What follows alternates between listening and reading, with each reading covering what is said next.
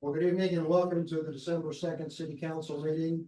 We've got a not too full agenda tonight, so hopefully we won't go into 3 hours, but I suspect most are going to leave after we do some of the opening activity.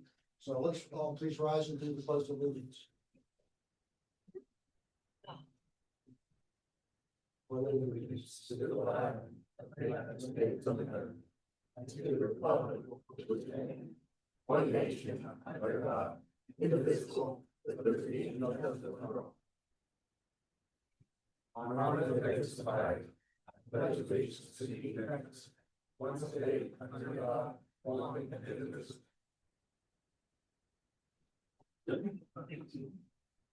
Thanks very much. And C, determination of form and approval of notice of meeting.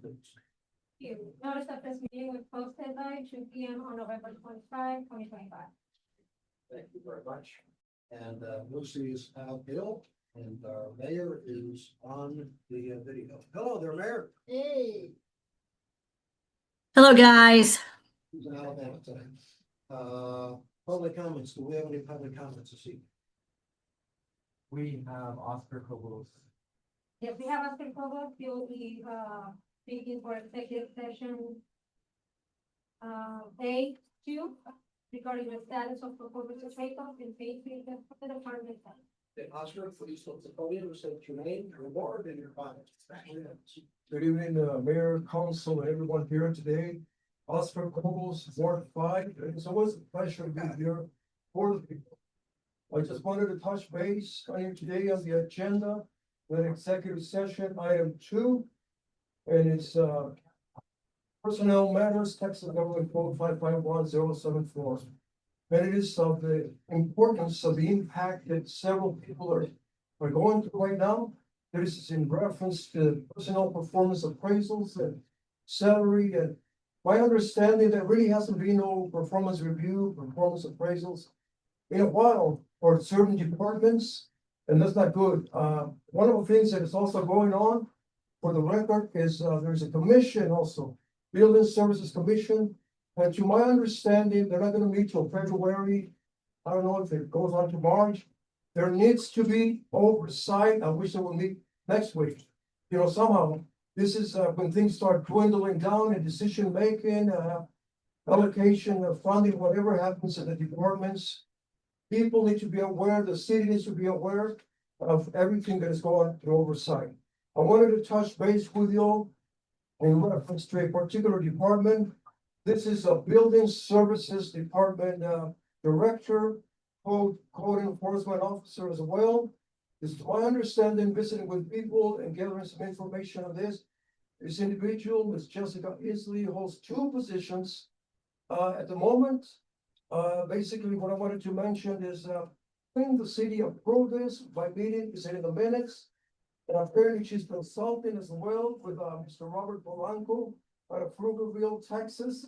I want to know when the council approved this and what is the consultation fees. And I also want to mention to stress the fact about the impact this can have to be outsourcing. There's no accountability there, and you know, getting screenshots, phone calls from a former co-worker, Mr. Robert Polanco with code enforcement. There was another individual, I don't know if she's still reaching out to the lady in Fort Stockton. But all this that is going on, the overwhelming position of holding 2 positions. And today I know that they're going to discuss pay raises also. Well, we got to take a lot of things into consideration. I can talk to people that have been impacted by fast and furious decisions. David Bernard and his family, you can't get this permit, you can't get that. And it's understandable in some of the bylaws or whatever ordinances. We have people out there, this couple that's out in 30-something degree weather with no heat, just going by a generator and all that's going on with a solar panel until you get your plumbing and this and that. Well, anyway, Ms. Easley also had an interest on that particular party and Avenue K. And the party, Ms. Irma Griffith, before board decided not to sell the property.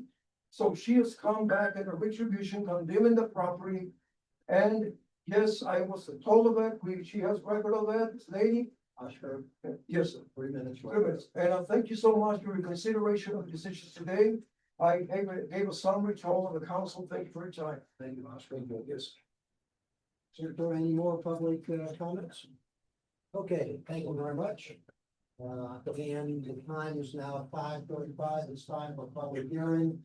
We have two public hearings tonight. For those who are interested to come speak, but I am not able, and we city council not able to do something. The first is a public hearing to obtain citizen views and comments regarding the second and final reading of ordinance 2025-12-01. Ordinance repealing Article 5, short-term rentals in Chapter 90, taxation of the alcohol trade ordinances. Establishing as Article 5, short-term rentals in Chapter 42, business of the Alpine Code ordinances, amending rules and regulations regarding the short-term rentals within city limits, providing the establishment of up to a $2,000 penalty for occurrence of violations of the ordinance, providing for the following: fact, enactment, feeler, penalty, savings, severability, proper notice, and meeting and effective date clauses. Is there anyone who wishes to speak on this topic? Seeing none, we'll move on to the second public hearing. Public hearing to obtain citizen views and comments regarding special use permit 2025-12-01. Special use permit allowing the applicant, Harvey Christie Summerlin, to establish a short-term rental at 1980 Corral Drive.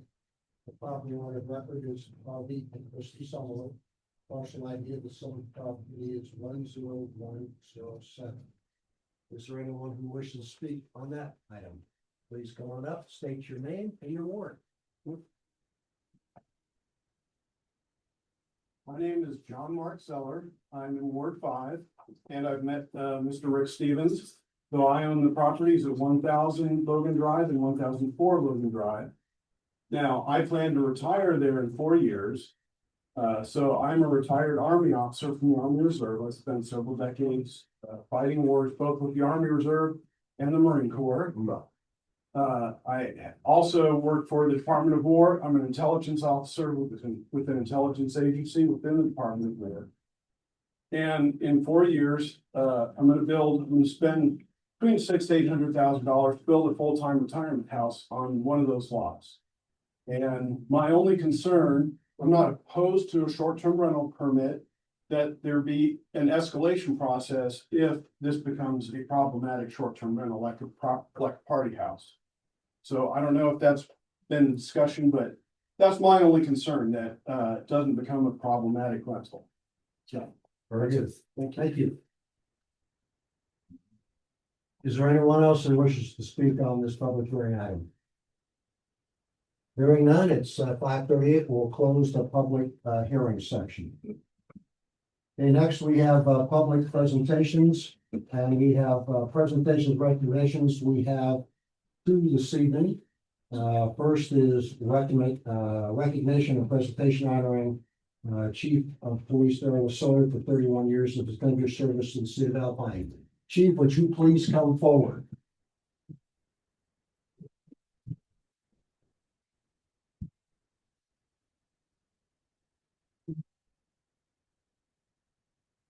So we have something for you, and as you can see, you've got your entire department here. I was commenting, if today you want to be a speeder, now is the opportunity. Down the road, however fast you want to go. Chief, this plaque is for you. It says, thank you for 31 years of service. It says Chief Darrell Lasoya, December 1994 to December 2025. It is polished and shiny and looks so fine. Once you earn it, you have to toe the line. The minute you wear it upon your chest, it becomes a symbol you are the best. It means honesty, integrity, and fairness to all. Your life is never your own, but at the public's call. Day or night, any hour, it makes you a mark. It doesn't protect you from a shot in the dark. Over the years, the shine starts to fade, then brighter still is the man it's made. It's often what separates you from the crowd. It is a second family of which you are proud. We, your friends and family from the Alpine Police Department and the city of Alpine, thank you for your leadership, hard work, and dedication. You have made Alpine safe. office. Gee, congratulations.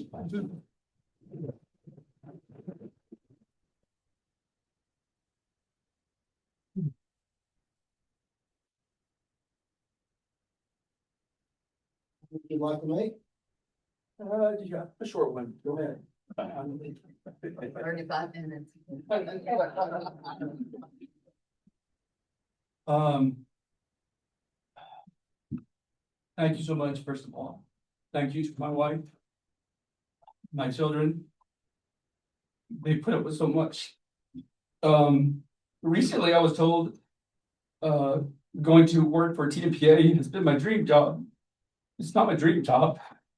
This was my dream job. The thing I always tell the guys is, we're not getting younger, right? And so, but the opportunity comes along, you take advantage of it.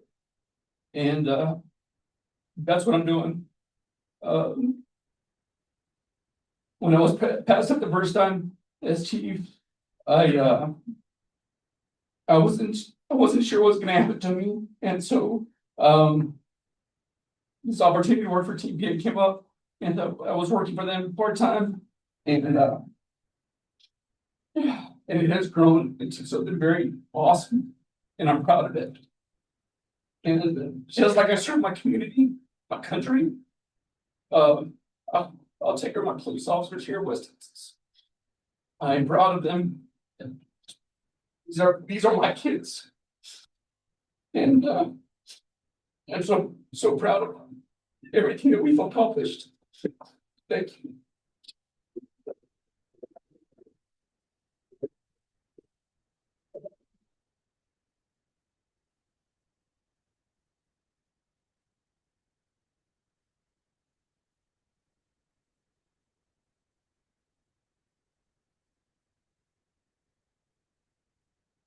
So the next thing that we need to do, from a city perspective is swear in the new chief of police. Kirk, would you please come on up?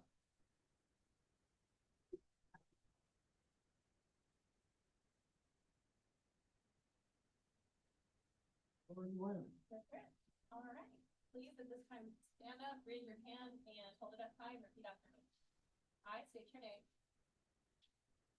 Do solemnly swear that I will faithfully execute the duties of chief of police.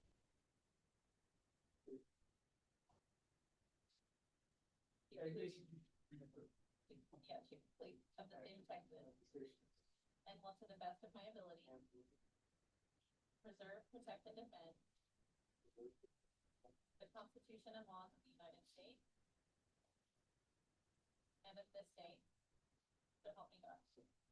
Congratulations.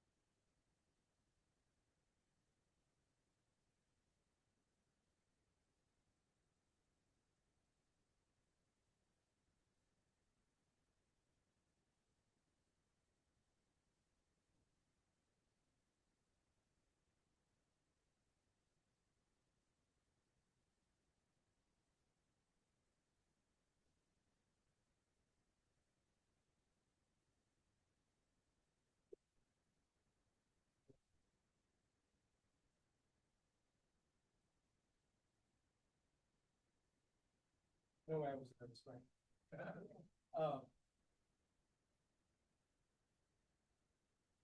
It is an honor to be here. It is an honor to be given this responsibility.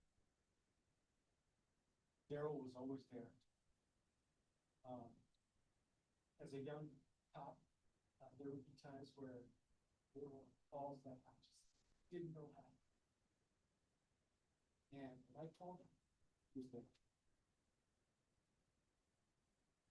whether it was in a t-shirt, jeans, badge, and gun. And his leadership,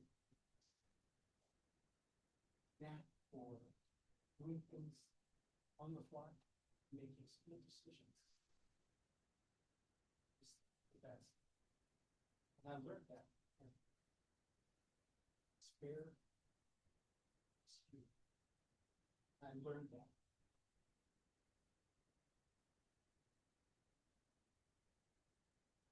I am very grateful to take on this privilege of being Alpine's new chief. And I'm very happy that all of us can provide the service and protection our citizens. Thank you.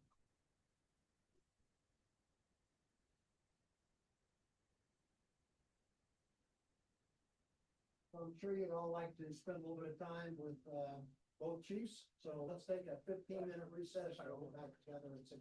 Thank you. Yeah.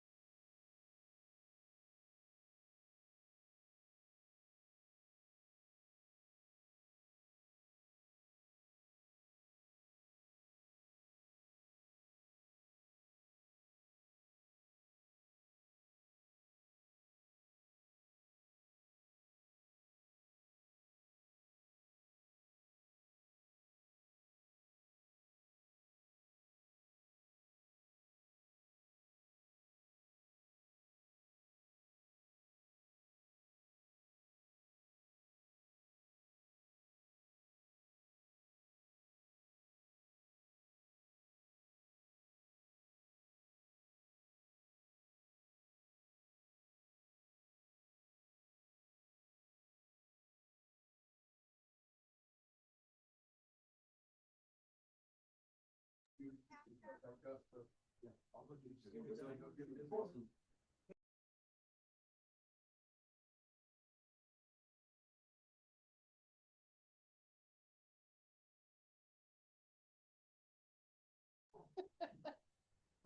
let's go ahead and reconvene the meeting. We are still on public presentations, proclamations. We have none tonight. So let's go to community interest items. And we'll start with the mayor. What do you got, Mayor? Hi, everyone. Okay, so for my community interest items, I have down that Mountain Country Christmas is coming up this Friday from 1 to 9 at the Civic Center and Saturday from 10 to 6. Also on Friday, the Family Crisis Center has their open house at the new building, 402 East Gallego, and a ribbon cutting. That's this Friday, 4 to 6. The Christmas stroll at the old schoolhouse starts at 5:30, and also there at the First Baptist Church, they're going to have hot chocolate and singing and caroling. And then also Big Ben Choral Holiday Concert at the Methodist Church at 7:30. That will also be this Friday. So Friday's a big day, y'all. Saturday at 2 p.m., the Alpine Public Library is having the Patty Manning gardening party and ribbon cutting celebration for the Patty Manning Pollinator Garden. So it's like their big grand opening. The ambassadors will be there to also cut the ribbon. And then on December 13th is the City of Alpine Christmas Parade. I don't have the time for that. Maybe Gio or Alex can fill us in on that. And that's it for me, guys. Very good. Thanks. Hopefully Alabama's doing well. Alabama's going well. We're having a great time. Good. Okay, Gio, you're up next. Okay, thank you. So the mayor did mention a number of events that are going on. I just wanted to let everybody know that we also have those posted online at cityofalpine.com/holiday events for a complete listing. Other than that, she did mention the Christmas parade on Saturday, December 13th, 2025. This year, as I had mentioned before, we're honoring Chief of Police Darrell Lozoya and his wife, Belen, in recognition of their 30 years of dedicated public service. So that for that, there's no pre-registration required. Participants may line up at the Civic Center between 5 p.m. and 5:30. The parade will kick off promptly at 6 p.m. and proceed down Holland Avenue, turn on 2nd Street, and conclude at the Visitor Center. And that's all I have this evening. Very good. Thanks, Gio. Rich, what do you got? Nothing, thank you. Emma? Days all over. Run out on what's left. I need you and the mayor. And I'm the same boat. Okay, next is changes to posted agenda. Are there any items to be continued or withdrawn? I'd like to request item 9B, the country club update be continued. She's unable to make it this evening. Okay, so we'll withdraw 9B. Thank you. Presume you'll get her back on the agenda. Yes. Okay, good, Amy. On, we just need a motion, a second majority vote. Good. On that. Oh, on that one? Yeah. Okay, so, we have a motion to withdraw item number 9B. I'll make the motion. We have a motion, is there a second? We have a second. Any discussion?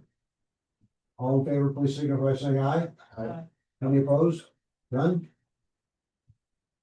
Mayor, let's see, so that passes, okay, so that's 3. Okay, items to be removed from the consent agenda for separate discussion, are there any? None? Items to be added to the consent agenda, any? Okay, and any time sensitive items? There are none. Let's move on to the consent agenda. For the consent agenda tonight, we have 4 items.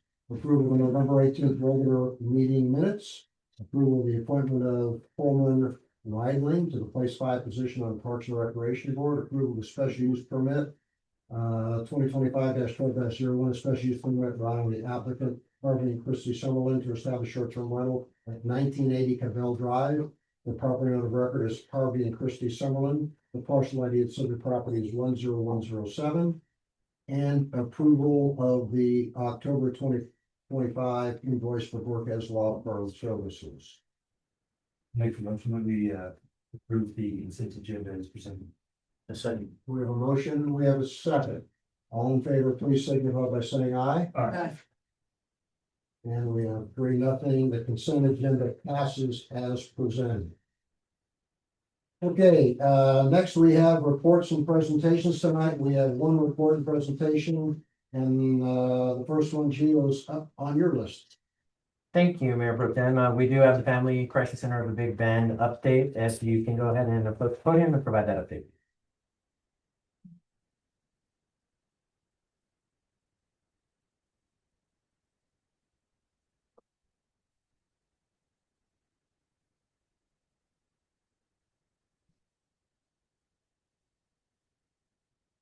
Alright. Okay, our quarterly review is presented by me, Naomi Hernandez, I'm my advocate from the Family Crisis Center, the Big Bend. Okay, next slide. About us, the Family Crisis Center Big Bend provides long-term and emergency services to survivors of domestic violence, sexual assault, dating violence, and violent crime. We serve 5 rural counties, which are Brewster, Presidio, Jeff Davis, Terrell, and Pecos, with a staff of 12. All of our services are free and confidential. This is our wonderful team. These are my ladies and one gentleman, Mr. Mike. They're awesome, every one of them. Services. August 2025 to October 2025. The Family Crisis Center of the Big Bend was able to make a positive impact of the community of Alpine.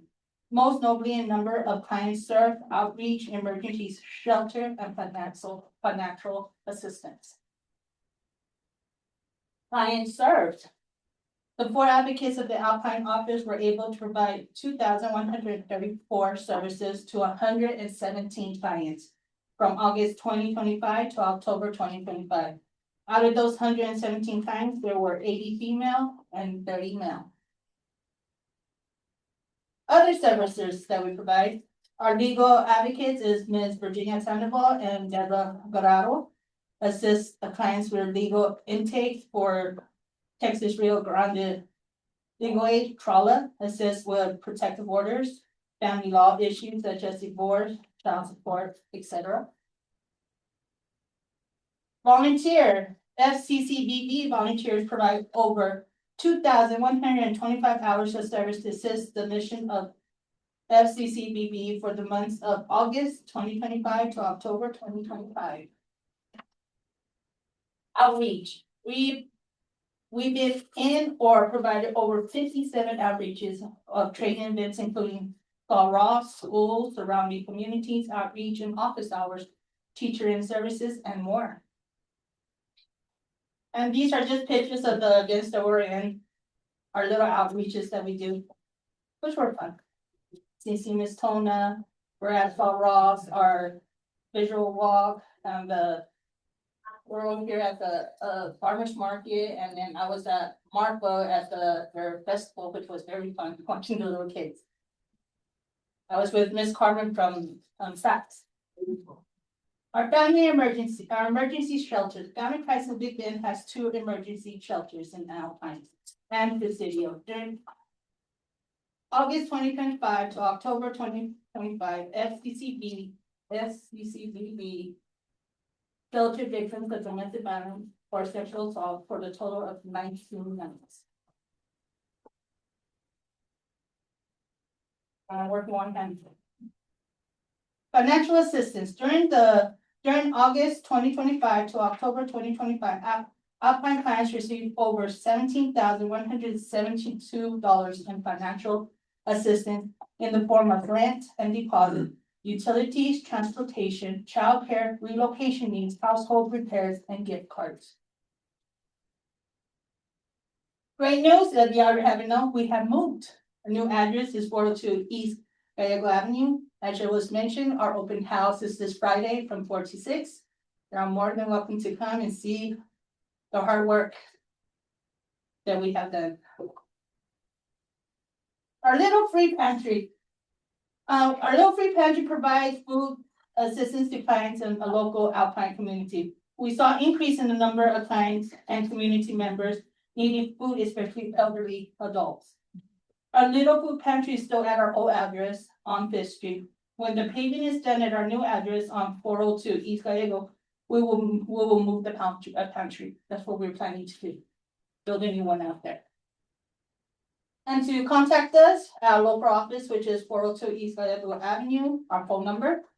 432-837-7254, also a hotline number, there's always an advocate on call. And there's advocates on call, rotation.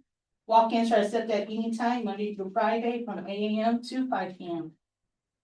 And of course, this is our track offices, we have one in Markland and one in Presidio. And that will be all. Right. Any questions? Mayor, any questions? I just want to say thank you for everything that you guys do. You're a valuable asset to our community, and I recognize the importance of having you here. Thank you for all your dedication and hard work. Yes, sir. And thank y'all for everything y'all do. Looking forward to the future in those new building. It's nice. Yes, ma'am. You know what's the nice part? I closed one door. Yes, ma'am. I was surprised they have 30 male. I thought it was mainly for abuse. It was just mainly for women, but we have Yes. 30 cases of men. Yes, and there's more. It's for both. And I really like the building. Yes. Decided to find. Yes, ma'am. Thank you so much for everything y'all do for this area. We do. Very appreciate it. Yeah, thanks for all you do, because most don't hear about it, and it just happens. Let me ask a question, do you get a lot of referrals from Sol Ross? We do. We work with them. We do office hours every Wednesday. Okay, Yes, very we good, have a good communication with all of us. excellent, thank you very much. Yes, sir. Thanks so much for your presentation. There. Thank you. Thank you. Thank you. Okay, next we move to information discussion. Gio, the first one's yours. Thank you. Item 10A is discussion regarding proposed ordinance 2026-01-01, an ordinance establishing regulations related to the operation of golf carts, pocket bikes, and mini motorbikes within the city, providing the establishment of up to a $500 penalty per occurrence for violations of this ordinance, providing for the following findings of facts, enactment, repealer, penalty savings, severability, proper notice of meeting, and effective date clause. So this item would allow, this proposed ordinance would allow city council to review and provide feedback on the ordinance today, regulating the use of golf cart, pocket bikes, mini motorbikes, and utility task vehicles within the city. The ordinance establishes operating rules, safety requirements, permit and registration standards through the police department, insurance requirements, and enforcement provisions with penalties for violations. And this council discussion will help guide any revisions prior to the ordinance's first and second readings, which are scheduled for January 2026. Do you all have any questions or comments on the ordinance?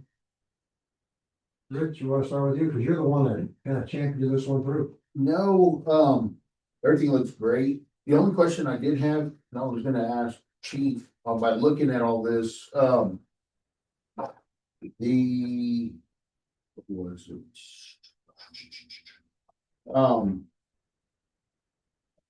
Why won't, if these UTVs, golf carts and stuff, have lights, why wouldn't they be allowed to drive them at night? It's just prohibited in here, but would it be a problem if they, I mean, if they're still abiding by the laws and? I don't like it. I think it's for the safety of them, for the community. I think it's safer to have them just So if, say we had a function going on downtown, some festival or something, people on golf carts. You can look it up so people can hear it on the. Yes, sir. Let me step up here, I'm sorry.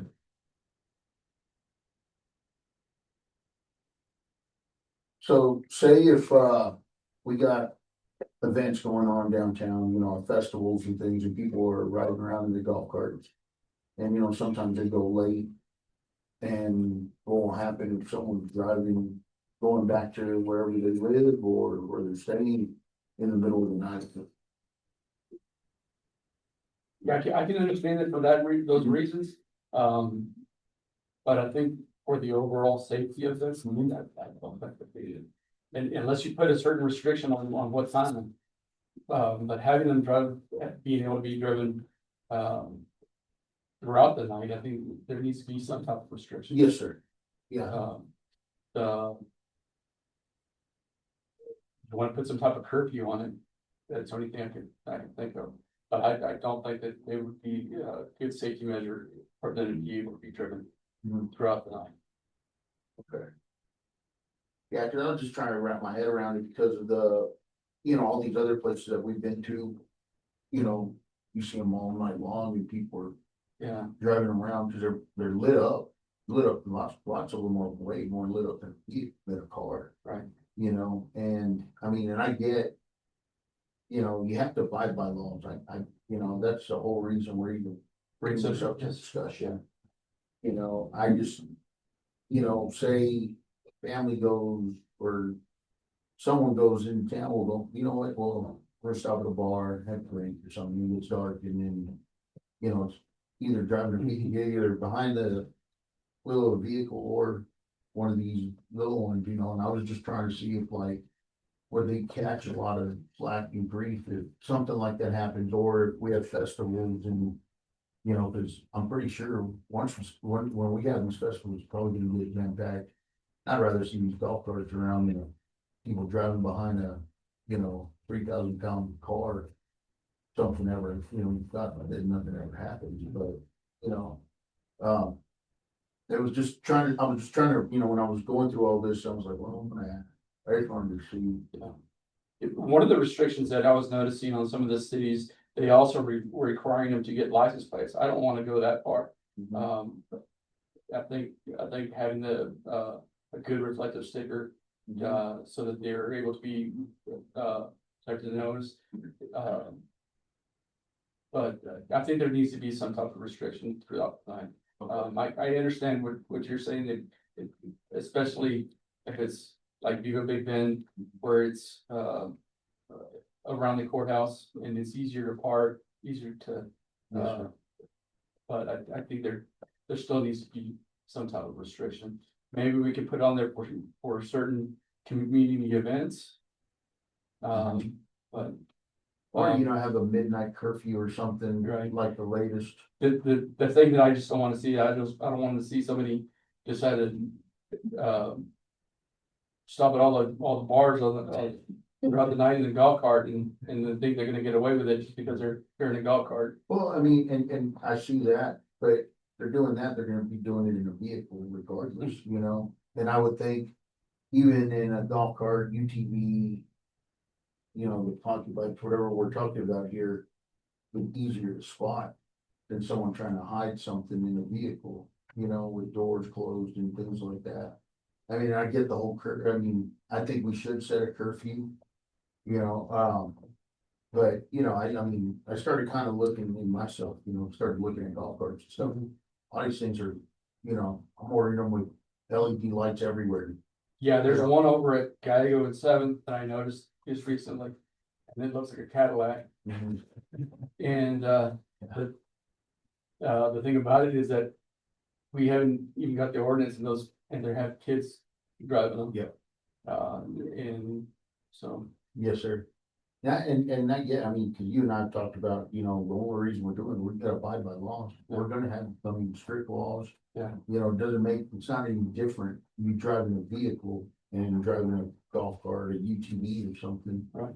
You know, and I mean, I'm with you, yeah, probably we should set some type of curfew. You know, leave them off the streets, Yeah. you know, by a certain time. So I think the locals are gonna abide by it. Yeah. It's the out of towners that Right. don't really know, thinking, oh, we didn't know you had a curfew and Yeah. things like that. And the other thing, the other restriction I put on there is staying off the one ways Mhm. and the highways. Yeah. And I think that's important. Yes, sir. Oh, yeah. Yes, sir, that is.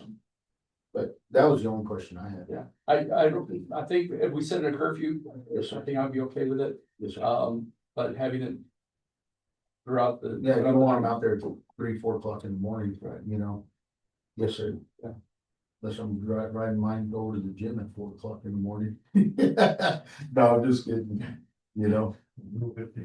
But, you know, I mean, I've talked to a lot of the people in the community, a lot of people are very excited over this. I think it's positive. You know, and some of you were like, man, I don't even have to drive my car anymore, you know, I can go to the grocery store. We had one gentleman for a while, his truck broke down and he would do lawn service. So he was in his, on his riding mower. To the convenience store, because Yeah, I think I remember. his pickup was down, and I was just like, can't do that. Mhm. Yes, sir. And he goes, well, what's the difference between this and a scooter? I said, I understand that, but you can't get on the sidewalks. And if you get on the sidewalks, you're gonna be wiping things out. Yeah, yes, sir. Yeah, and like I said, I mean, I've kind of looked into, you know, started looking at these golf carts, and I mean, and they've come a long way. They got them to where their city, you know, where, because I guess that's where it's mostly going now. People driving them around in city or small towns, cities, whatever. I can't really do it. Not to plug TMPA or anything right now, but we had an auction. And it was a fundraiser, and it was the ultimate golf cart at UTV, and had a Bose speaker system, all the lights and gadgets. They had a reverse camera. Mhm. Yeah, that's what I was looking And at so- today. Yeah. I mean, if I'm gonna get one, I'm gonna go big on it, you know, with all the bells and whistles. Yeah. You know, like, you know, turn signals. Yeah, exactly, that's exactly what they do. Yeah, so I mean, and they are, I mean, they come with seat belts, they're plush. Yeah.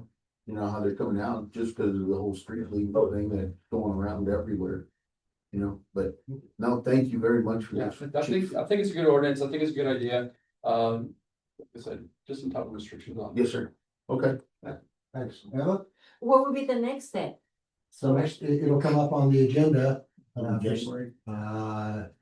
Yeah, first reading is January 6th, the second and final reading is supposed to be January 20th. Yeah, I'll go for it. But if you'll have any revisions, please let me know now so I can get them incorporated. Yeah, so it sounds like we want to talk about curfew before. What would your recommendation be on the curfew seat? I think midnight's good. Midnight? Yeah. Makes sense to me. I think 4 days midnight, isn't it? You have to have them back or no, not anymore? No, man, I can hear them at 2, 3 o'clock, 4 o'clock in the morning when I'm up. I'm like, man, I look out the window, there they go, driving down the road. Yeah, I Yeah. think 12 o'clock is pretty responsible. Yeah. Yes, sir. And if y'all need me back, for those meetings, I'll be more than happy. Yes, sir. Thank you. Thank you, chief. Mayor, anything for you? I think that Rich had a great question there, and the chief had excellent input. Midnight is the perfect curfew.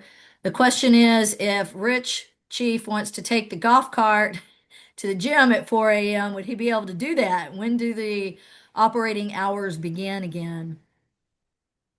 Yeah, that's a good question. You know,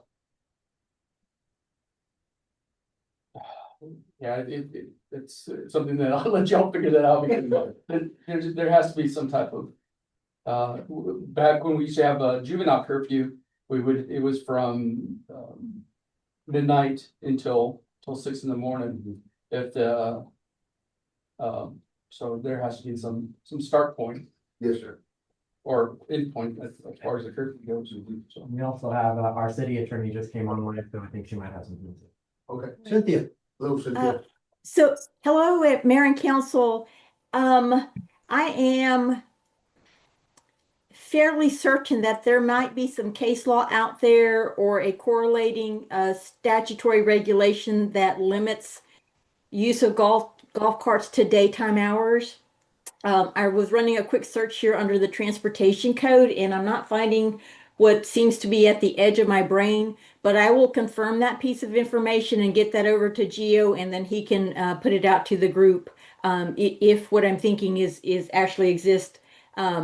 I hate to say for certain that it 100% exists. I just want to confirm that before we go through, making any changes or any changes that might not comply with state law. Thanks. Thank you. Chief, the only question I have is from an enforcement standpoint, you see any issues? Because, you're gonna have to issue You know, tickets and all that. We're pretty lucky that most of our department already plays golf. So I'm pretty sure they'll be able to inspect these golf carts and make sure they're street worthy. I was already had some ideas on some nice reflective stickers to go right in the windshield so that they're easily located. Great. By officers, and so that they're aware that there's some. Again, if it looks like a 10-year-old driving it, I mean, that's good, because you can pull it over, so. Okay. So, Gio, you got enough? Yes. Thank you. Thank you. Very good, thanks. Okay, next, Gio, is also yours. Thank you. Item 10B is discussed acceptance of a possible donation for field improvement for Coconut Little League baseball field. This discussion item provides City Council the opportunity to consider a potential private donation for improvement to the Coconut Little League baseball field. The item is intended to gather council direction on whether staff should move forward with formal acceptance at a future meeting. Our donation policy requires council approval for donations over $10,000, and we are expecting this donation to possibly exceed that. I do invite Mr. Doug McIntyre up to the podium to address the council regarding this donation. Great. Just please state your name and ward or wherever you live. Good evening, Mayor. Good evening, city leaders. Thanks for having me. My name is Doug McIntyre. I'm here on behalf of the Big Men Little League Association. Basically, I have a written proposal for maybe some improvements to some of the facilities involving the Little League, specifically a batting cage. We've the league and the community is just looking for collaboration and city approval for a design and improve the the field. I say the field, but also this cage would be connected to the field, so it'd be right in place where the other one is. Just improvement, I think. In the proposal, and I'll touch briefly on them, is I think there's a lot of community benefit for our youth, for our student athletes, for our baseball program to grow. These student athletes and youth are going to end up playing high school baseball, and I think that we need to be competitive at the high school baseball level, and that starts with our youth programs. Just quick overview. Baseball in this community in the city of Alpine has been around for almost more than 60 years. When they established Coconut baseball field back in the day. So this area has a long standing history with baseball. With that being said, I'll just move to some of the community benefits. I think there's, skill development, eye-hand coordination that can transfer into the classroom. Discipline, structure with this, along with this athletic growth for it. I think if our facilities improved, we would have more of a youth participation with these outside communities coming into Alpine to participate in sports. Being president of the Big Bend Little League, I've heard from Presidio that would like to come up here and play. I've heard from, these smaller communities in Sanderson, they would like to come over and play. And I think that, Alpine could be the hub for these sports teams to come play if we have the facilities or the infrastructure to host those things. So next point would be the enhancement to the facilities that are there. We have an obligation to our youth, and if we're going to have a Little League season, we have to provide a safe one. Currently, what is there? There's 4-foot gaps in a fence. If anybody is in there hitting and somebody is walking by and somebody gets hit with a ball, heaven forbid that happens, we have an insurance claim, because it's unsafe. So this proposal would be to, solidify a safe environment for our kids to participate, practice in. I think we would have more family and community engagement with, people that played at a high level of baseball baseball or softball, that could come in and provide, hitting lessons, pitching lessons, to our youth to give them their specialized, needing, stuff that they, to develop on. And then just the last piece of, the benefit, is, it is an enclosed area. There wouldn't be, balls flying all over the park. We wouldn't be interfering with, anybody hiking, walking on the trails. The dog park is right there numerous times, right there behind, the radio station. We lose baseballs to, the goats and that, because no, it's not safe to jump over the fence and have a goat there. A ram or anything like that. So in the proposal, there's kind of a couple phases. Obviously, we're in the discussion, planning phase, to possibly approve a design. And I say it with little to no cost to the city.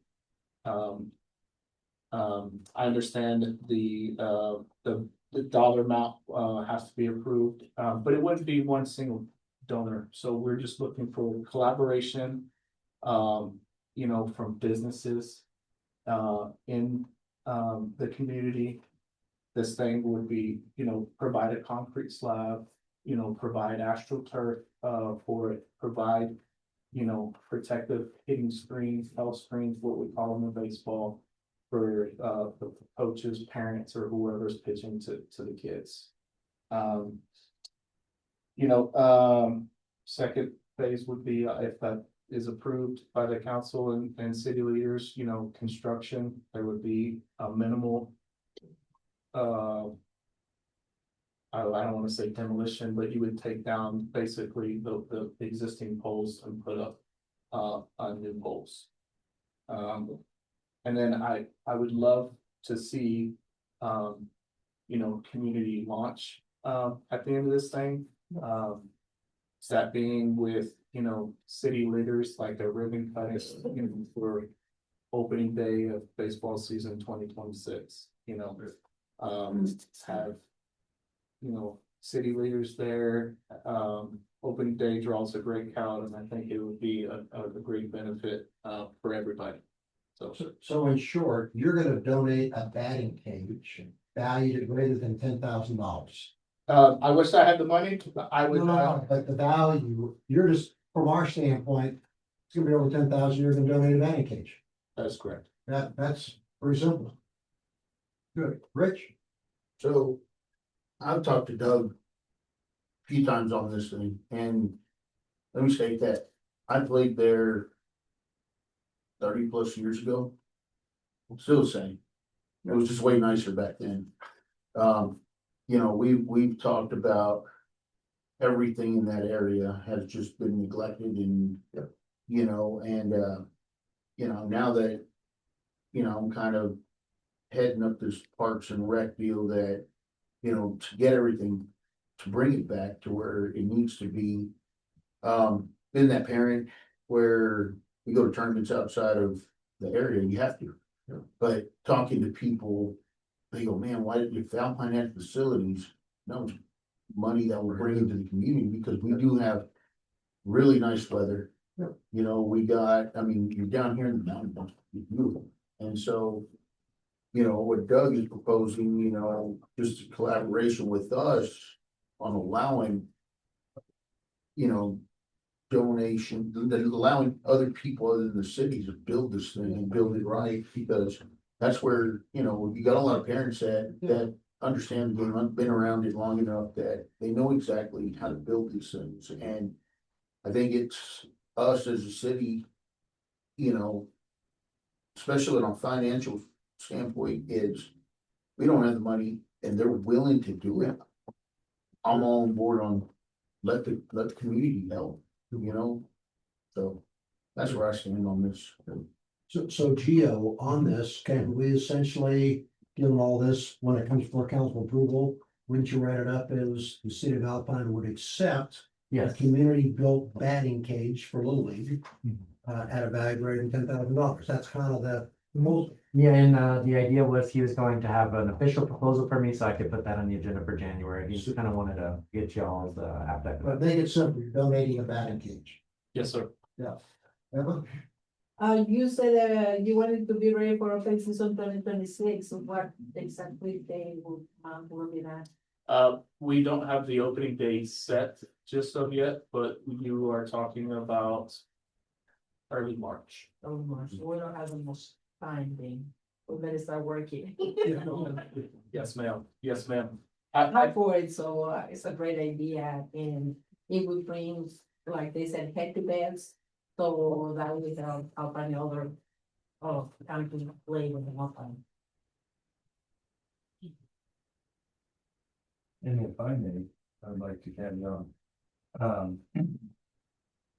I by no means think we should exempt inspections, but maybe the fee for said permits should be exempt.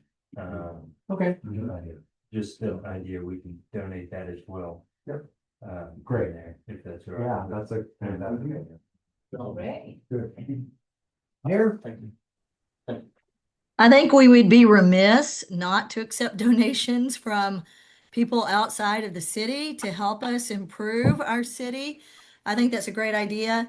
There may have been some signal malfunction here, but I was hearing more than just the batting cages, or was that future proposals, Doug? What were you saying? Were there more items that you were wanting to donate and do for the park, the baseball fields, than just the batting cage? Right now, we're just requesting the batting cage. I think there's obviously a whole lot of work that needs to be done, including lights at the city. But I mean, that's something that we could address down the road. You know, I think the surface has a lot of issues. The Big Bend Little League, out of donations and fundraising, they put in $5,000 to the field and the surface every year. And so we're hearing back from our big donors that, hey, you put it in, it looks good for a couple weeks, and then it no longer looks good. So, you know, they're wanting to see something different, where their donations are going for the youth. So the short answer is right now it's just the batting cage, but I think there's multiple things that could go on. Sounds great. Right. Yeah, it'll be like everything else, working in phases, Yeah. you know? Yeah, I'm saying like, bring it on. You know, as someone who spent a couple $1,000 putting dirt out there a few years ago, glad you all are stepping up, and we have to figure out how to make this thing go and make successful. Great, we'll be happy to keep the city leaders in the loop. This is step one, and then we'll go from there. That's good. Thank you. Thank you. Thank you. Okay, that ends the information discussion. We have 2 action items tonight. Student manager, I'll turn it over to you for the first one. Thank you. Item 11A is approved the second and final reading of ordinance 2025-12-01, an ordinance repealing Article 5 short-term rentals in Chapter 90 taxation of the Alpine Code of Ordinances, establishing Article 5 short-term rentals in Chapter 22 business of the Alpine Code of Ordinances, amending rules and regulations regarding short-term rentals within the city limits, providing the establishment of up to a $2,000 penalty for occurrence for violations of the ordinance, providing for the following: findings of fact, enactment, repealer, penalty, savings, severability, proper notice and meeting, and effective date clause. So is there a motion? I'll make the motion that we approve it as presented. Okay, second. That's good. Comments? Here, let the right hand shaking. Let's call for a vote. All in favor, say aye. Hi. Any opposed? We are, that motion passes 3-0.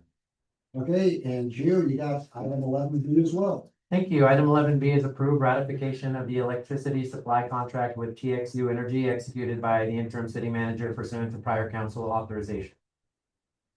Is there a motion? Motion to approve as presented. Thank I say that. you. We have a second discussion. Yep. Presume we're in the budget?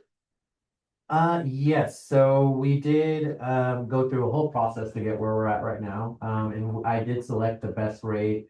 You know, all of the rates right now, for a longer duration of contract were much higher, so we opted for a 12-month contract, and this is the lowest rate that we could get. We contacted about 21, 23 companies, and only maybe a handful responded, 4 or 5. So, as far as budget, yes, I believe we're good there, but I'm working with Vicky back on that. She didn't indicate that there would be any issue, so I'll double check, but it should be fine. So we'll see it again next year. We will be seeing this within 12 months, yeah. But we're hoping the rates are a lot better than, because even this lowest rate is about twice as much as what we were paying on our last 5-year contract, so.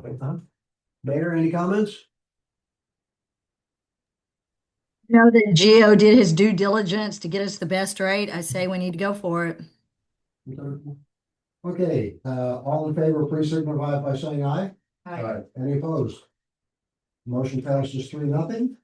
Okay, time to go into executive reports. Mayor, the ball is in your court. This is an easy one tonight. No executive report tonight. I'm going to leave it all to Geo to fill us in. Hey, thanks, Ralph. Hope all goes well in Alabama. Okay, Thank Gio, you. the ball's in your court. Alrighty, okay, so I'll go ahead and start with boards, commissions, and committees. Currently, after tonight's meeting, we're only gonna have 2 vacancies. One is place 6 on the Building and Standards Commission, which is the mayor appointment. And one is place 7, which is the at-large appointment. So that position can be appointed by any council member. We haven't had that board meeting quite some time, but as you all know, Jessica Isley has been very busy training her new employee who is now transferred department, so she is sole person in that department, so we haven't been able to gain the momentum to get anything in front of the Building and Standards Commission.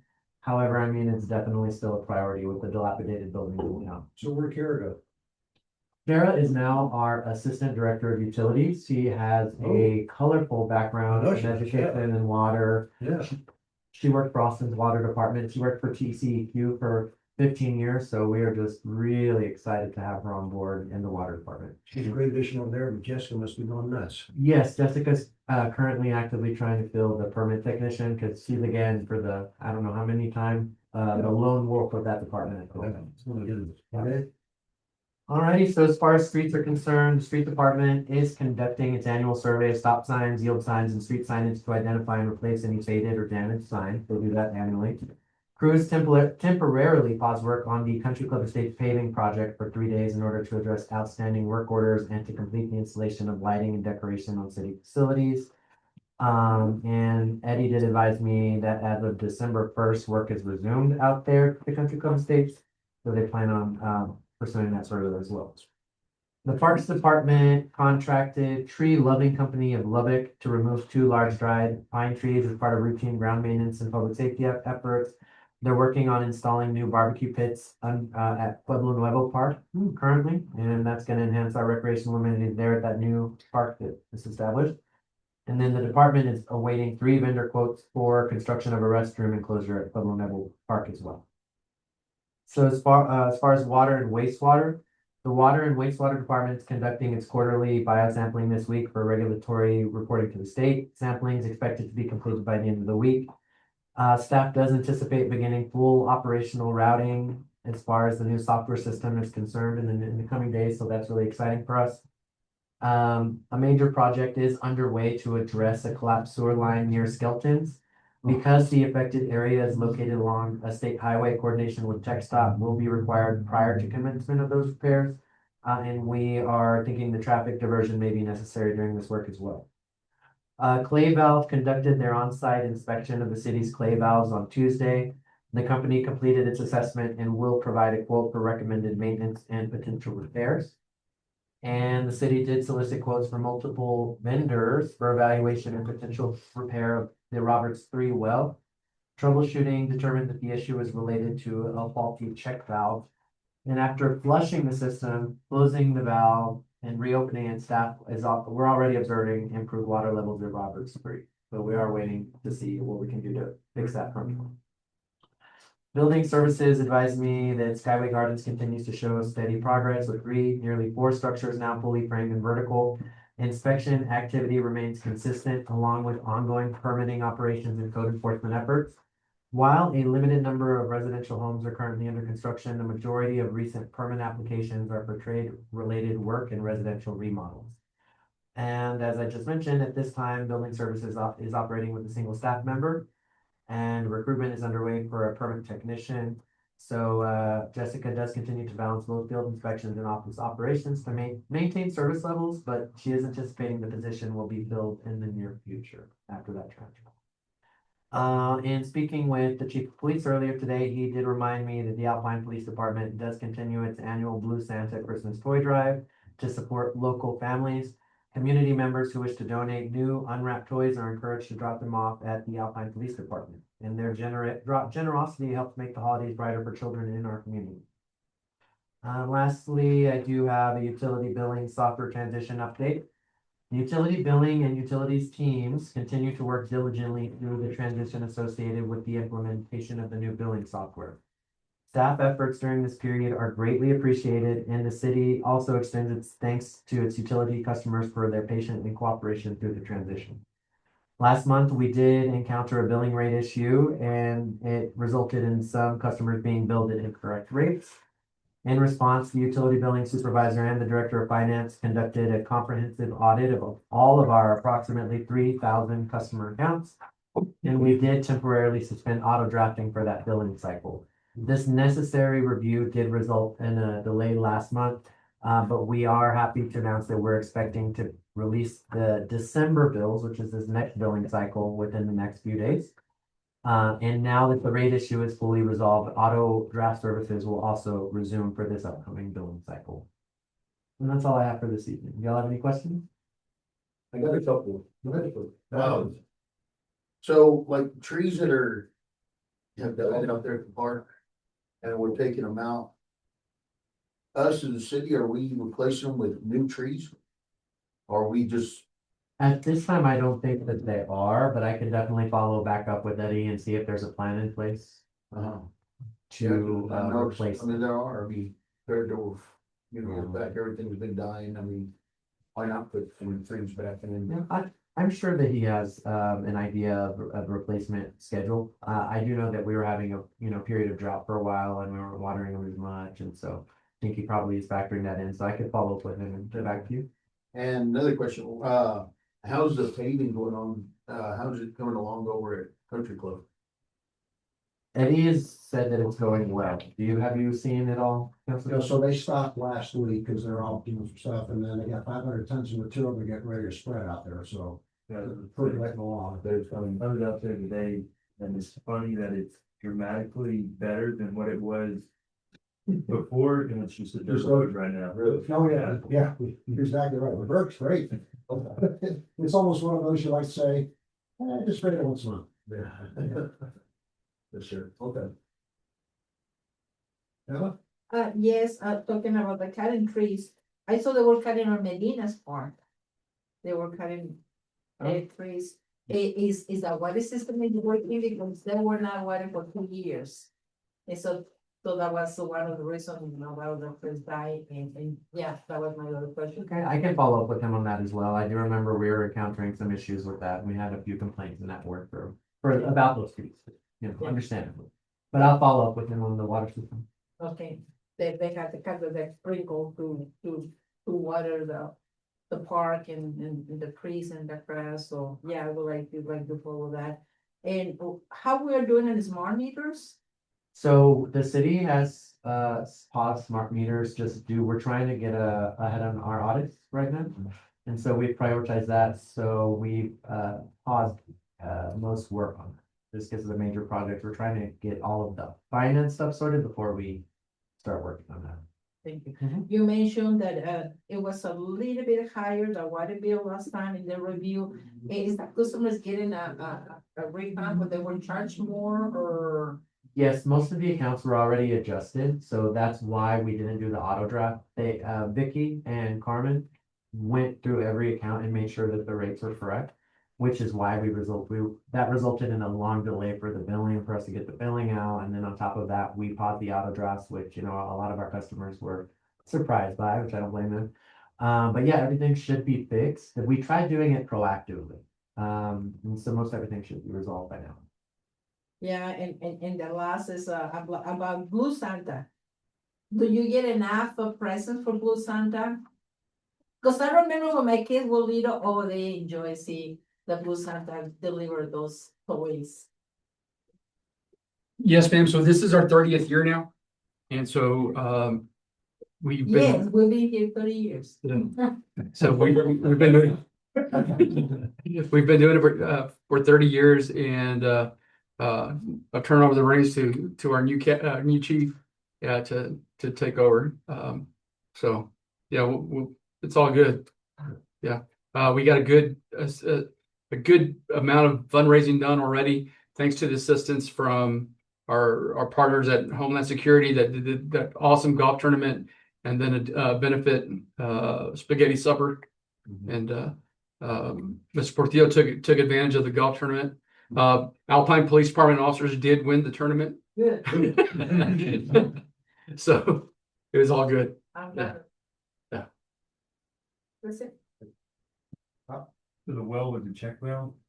So that is what it is looking like right now. And already after taking those troubleshooting steps, we're seeing improvements, but we're thinking that it would need to be replaced, the check valve. Okay, and who do we have come out and diagnose?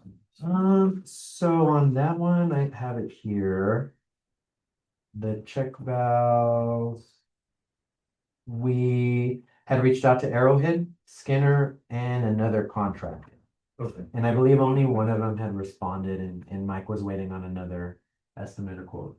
On who's gonna replace the check valve? Yes. Okay, but who found out that the check valve was I bad? believe it was Arrowhead. I would have to follow up with him to be sure. Okay, fair enough. And then what's our GPM on that, or gallons per minute coming out of that well? I can definitely ask him about that. Just the GPM on the check valve No, or the well, on the well itself, yeah. on I Robert. know we were, I think, last I heard, approaching like half of what we should have been getting there. And so, Okay, I'll ask him and follow up with you on that. okay, and then, I'm sorry, I may have missed it while I was reading this, but, where are we at with our wastewater treatment facility for clarifier? So I want to say that everything had been delivered, and I saw an email that they were going to be out there yesterday, if I'm not mistaken, but I can Okay. follow up with you on that as well after I make sure. Yeah, sure, that'd be great, thank you. You're That's all welcome. I have. Mayor, Okay, so Gio, you said the water billing for December is about to go out, so the bills have not been sent out yet for December? They have not, but we are expecting them to be out this week. And the due date for customers will still be December 15th? Yes, I believe that's the due date. The one that was recently changed to combine both the water and gas, yes. Okay. For those customers who don't receive the paper billing, will they now start to get an email to say that there's a new water bill? Like, that used to happen in the past. You'd get an email that said you have a new water bill, just to remind you to go in and check. Do you know if that will now be in effect also? That they'll get I think so, but I can follow up with Carmen and then get back with you. Okay. All right. And for the problems that we had last month with the overbilling and stuff, we had talked about at the last city council meeting, trying to get the word out to our residents that this was an issue. Were we able to do that? Did we get that on the radio or in the newspaper or on Yes. Facebook? We did. Yes, we put a PSA out on our website and then the APD Facebook page advising customers of what we were dealing with in the transition and the rate issues, and then also the auto pay pause. Okay, perfect. And one other question, do you know if Jessica has had any applicants? I am not aware if she's had any applicants, but she is actively trying to fill that role. She was reluctant to get to let go of Kara because Kara was an awesome employee, but I mean, she's gonna really help us out in the utilities department, so she understood. Yeah, Kara's going to be a tremendous asset in the water department. We really needed her there. she'll help us get into TCEQ compliance and make sure that we're not behind in paperwork and stuff like that. So that was a great move. All right, so fingers crossed that Jessica finds somebody quickly. It's hard to be a one-woman team for a whole department. Agreed. And that's it for me. Okay, thanks, Mayor. Thank One you. more quick, going back on this, we were just talking, we had told Eva about the, trees on because of the drought and stuff. And we take a proactive approach in case this happens, it's gonna happen again. The only reason I'm saying this, because I do a lot of traveling, especially when my kids were in high school. And to all the communities that are in West Texas. And I did bring this up to our city manager prior, quite a while back. That I do understand we are in drought, so is all of West Texas, but every town that I would go to, I made sure I drive by their parks. And everybody's park was green, but outlines. And I mean, so honestly, this is what we got, and we have to take these approaches to where if something like that happens, the grass still needs to get, even if it's a little bit of water, the trees gotta get watered, to prevent them from dying, and then all of a sudden they're dead and we're taking trees out, and that's why I was asking if we're replacing them with anything, and also to see if there's something we can do in the future to prevent that from happening again, because honestly, the parks are really big here in our community and would like to see something happen in case, the drought's coming, it is, we're West Texas, we're in the desert. Right. But to figure out some way to at least keep it somewhat green and keep these trees somewhat alive, keep them from dying. Oh, I'd agree completely. I'll have to review our drought contingency plan and just to make sure it's a really lengthy document that we approved in January of this year. Just to make sure that there's not any explicit guidance on that, should it happen again.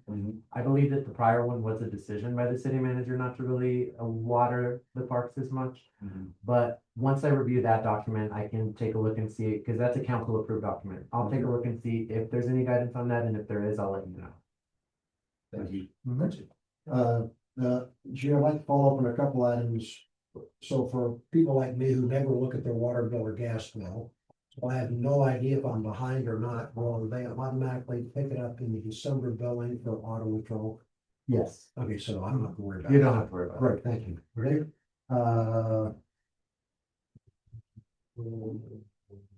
Yeah, thanks for working the water. So the next utility billing will come out for both gas and water. Yes. That's great news.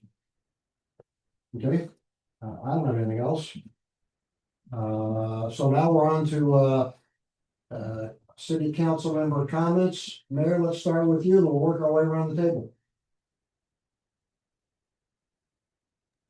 I want to thank you for running the meeting this evening, Councilmember Stevens. Thank you so much. And I just want to, I know the police chief is probably still there. I want to thank you, Chief Lasoya, for all of your hard work and dedication to the city. You're going to be tremendously missed, but we are glad you are still here and that you're actively working for the benefit of police officers in our community and in West Texas. And thank you for everything that you have done. And I don't know if our new police chief, Kirk, is still there, Kaufman, but I just want to say that we are excited that he has come on board and that he has taken this leadership role. And I look forward to working with him. Thank you. Thank you, Mayor. On the order, Rich. Not much, chief, again, thank you for everything you've done for the community. Now we're gonna be left in good hands. Taught these guys really well, taught Kirk really well. Thank you. And looking forward, hopefully everybody's spending time with family and friends over the holidays and looking forward to it. Thank you. Well, yeah, I want to thank you, Chef. You made me cry. It was very emotional, but it came from the heart and where we want to meet you. Thank you, ma'am. Chief, thank you for all of your years. I'm talking to the Navy and to this community. Thank you for everything. Thank you, sir. Being selfless and just being a servant to the rest of us in this country and this community. Thank you so much. Thank you. I go the same comments, Chief.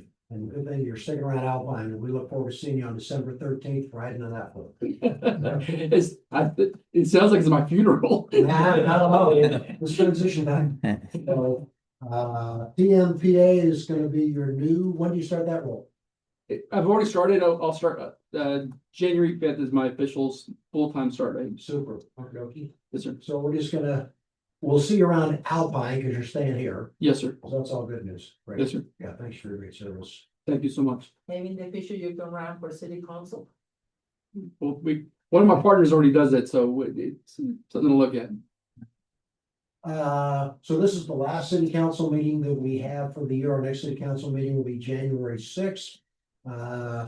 Gio, please pass along to all the employees, all of our thanks for all the hard work.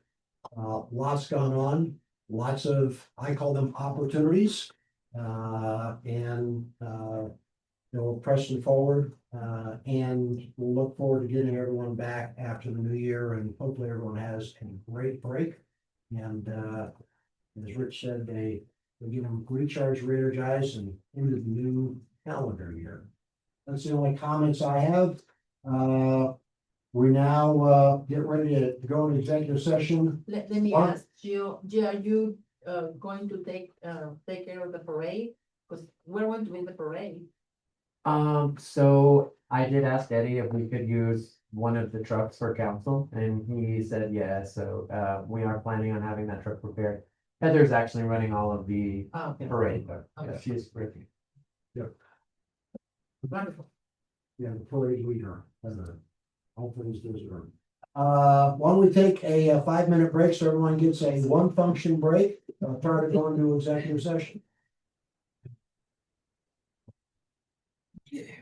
Just-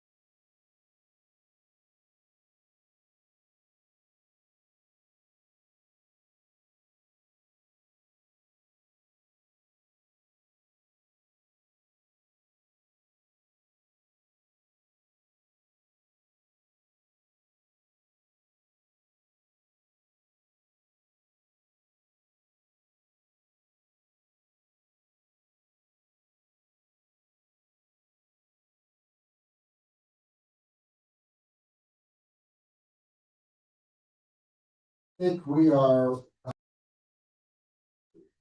Okay, perfect. Okay, the next item we have is executive session, discuss personal matters in accordance with 55.1.074, according to the Texas Government Code.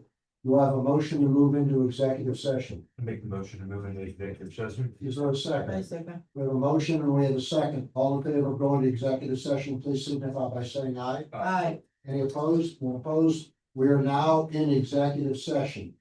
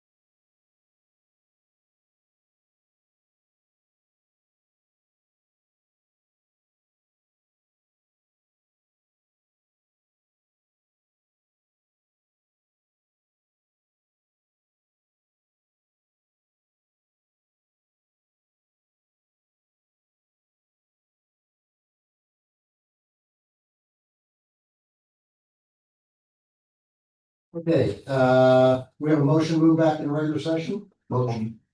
I'll go to regular session. So we have a motion, and we have a second, all, aye, I think we say aye, aye, got it. Okay, we're back in regular session. Are there any actions after executive session? Mayor Pro Tem, I make the motion that we give Henry Arundalo a offer for the city manager position for $140,000. Okay, we have a motion. Is there a second to that motion? I second it. We have a second to that motion. Any discussion? Hearing no discussion, Aye. Aye. All right. so the motion passes at 3-0, which is the majority that the city will offer to Harry Arundalo the position of city manager at a starting salary of $140,000. Okay, having no other further business, I move that we adjourn. Happy New Year. Good Christmas, happy New Year. Merry Christmas, Happy New Year. Merry Christmas, Happy New Year.